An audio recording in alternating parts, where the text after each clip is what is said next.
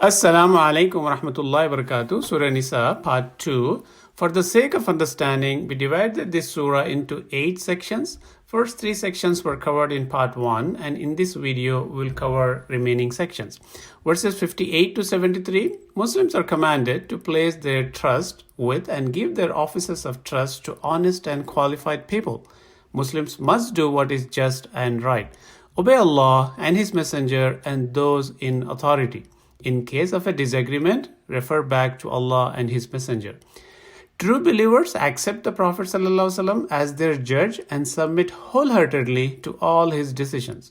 Those who obey Allah and Messenger will be in the company of Nabiyyin, Siddiqeen, Shuhada, and Salihin. Verses 74 to 104, Allah commands the Muslims to fight against oppression.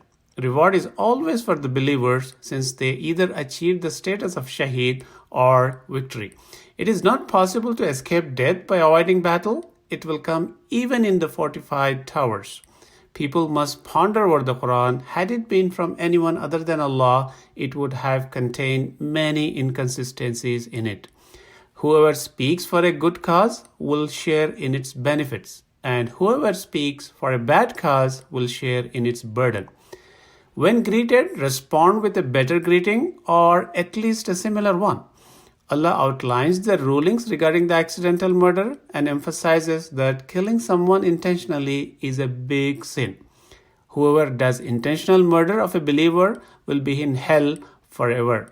Muslims are commanded to shorten their prayers during travel, and instructions are given on how to pray during military campaigns. Verses 105 to 135.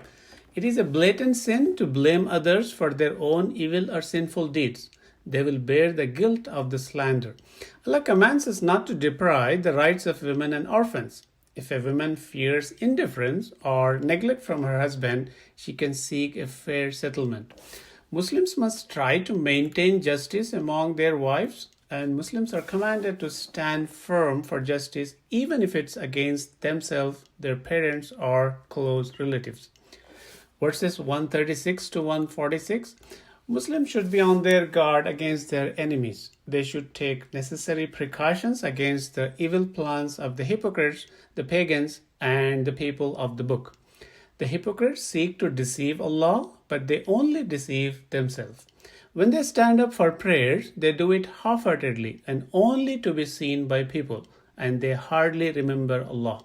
They will be in the lowest depths of hell except those who repent. Verses 147 to 176, Allah mentions some of the evil actions of Bani Israel, like them slandering Maryam a.s. and trying to kill Isa a.s. But there are also some good people among the people of the book who believe in the Prophet ﷺ's message. Allah warns the people of the book not to go in deviations regarding their faith and not to believe in the things like the Trinity. The Quran is conclusive evidence and light from Allah. Whoever believes in it, Allah will admit him into His mercy.